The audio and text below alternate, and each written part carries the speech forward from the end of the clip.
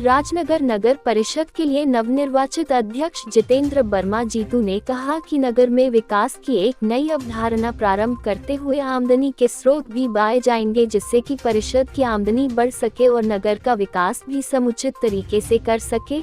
वहीं आपने यहां कुछ पॉइंट बनाए जाने की भी बात कही, जिससे कि नगर को पर्यटन के दृष्टिकोण से भी आकर्षक बनाया जा सके और लोगों को रोजगार भी मिले। नगर को सुंदर और सुगम बनाने तथा लोगों को असुविधा से बचाने के लिए परिषद में भविष्य की योजनाओं को लेकर विचार किया जा रहा है, जो निश्चित रूप से जल्द ही लोगों के लिए सुविधाजनक तरीके से करके नगर के समुचित विकास में सभी को शामिल किया।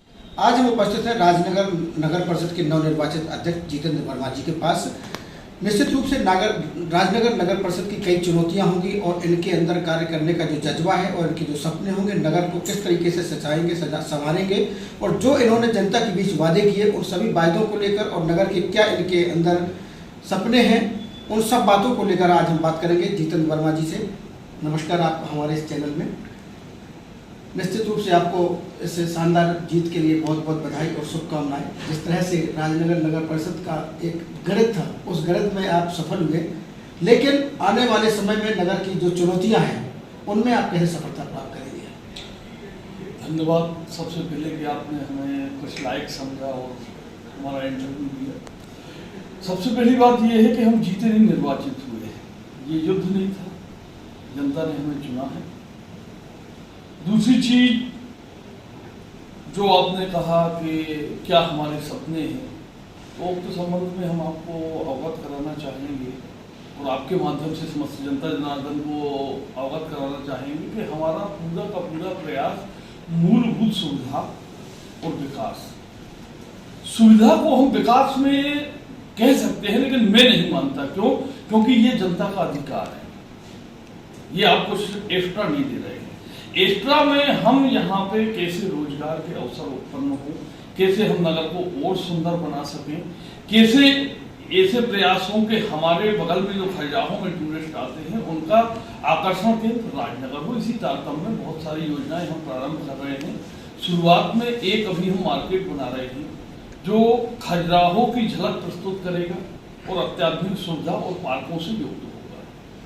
दूसरी चीज, सुविधाओं की अगर अपन बात करें तो हम अपने नगर परिषद के अंतर्गत एक कार्य प्रारंभ करना चाह रहे हैं, बहुत जल्दी वो प्रारंभ हो जाएगा, शुभ मुहूर्त देख के कोई, कि ई नगर पंचायत। आपकी कोई भी परेशानी है, हमारे नगर पंचायत के ऐप में आप अपनी शिकायत दर्ज करवाओ, तय समय सीमा में आपका निराकरण घर बैठे ही होगा, आपको यहाँ आने की कोई आवश्यकता नहीं।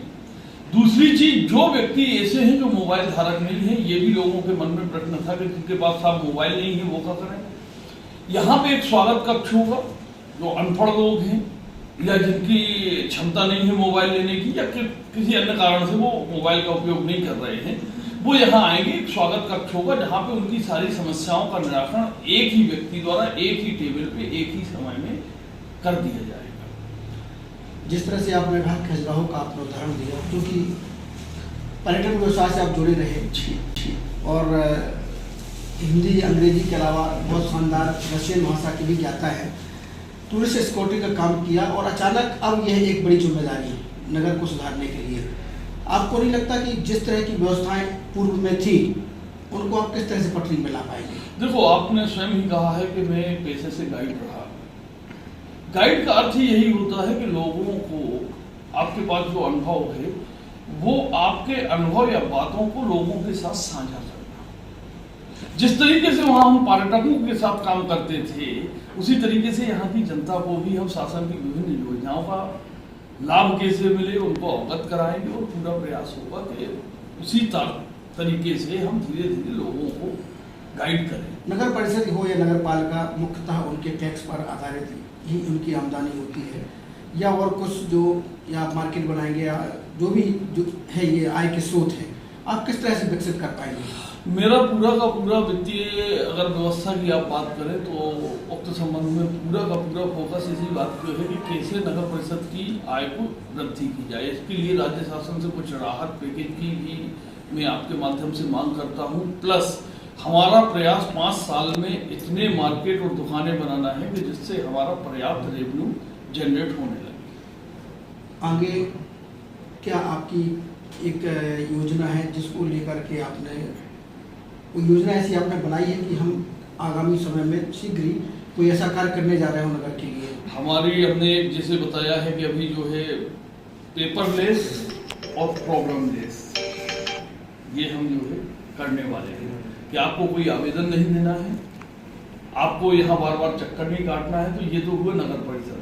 नगर परिषद के द्वारा जनता को क्या मिलेगी? बृहद कार्यक्रम है। जिस समय आपको समय ज्यादा हो उस समय अपन इस पे चर्चा करेंगे। प्रारंभ में हम बता दें कि यहाँ एक सनसेट पॉइंट है पहाड़ पे, वहाँ सनसेट पॉइंट बना रहे हैं, वहाँ 2 मूर्तियां लगा रहे हैं जो सेल्फी पॉइंट होगा, पर्यटकों के लिए आकर्षण केंद्र होगा।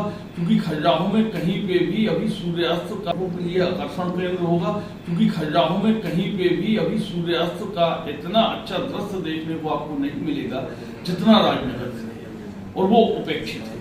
तो वहाँ पे एक बगीचा बनाना, 2 मूर्तियां लगाना, उसको विकसित करना, तालाबों को का विकास, इसके लिए आपको कम से कम हमें 15 मिनट देना पड़ेगा। विस्तृत योजना बताएं। निश्चित रूप से क्योंकि पर्यटन व्यवसाय जुड़े हैं तो पर्यटन के दृष्टिकोण से भी राजनगर को विकसित करने की जो योजना है, पर्यटन को लुभाने के लिए अच्छे चौराहों का निर्माण हो या जो सनसेट की बात की है, इन सब चीज़ों को लेकर और नगर के विकास को लेकर खासतौर से टैक्स वसूली इत्यादि, जिससे इनका रेवेन्यू बढ़े नगर परिषद का और अच्छे से नगर परिषद के क्रियान्वयन आगे हो सके। इन सभी बातों को लेकर आज हमने नगर परिषद के नवनिर्वाचित अध्यक्ष जितेंद्र वर्मा जी से बात की।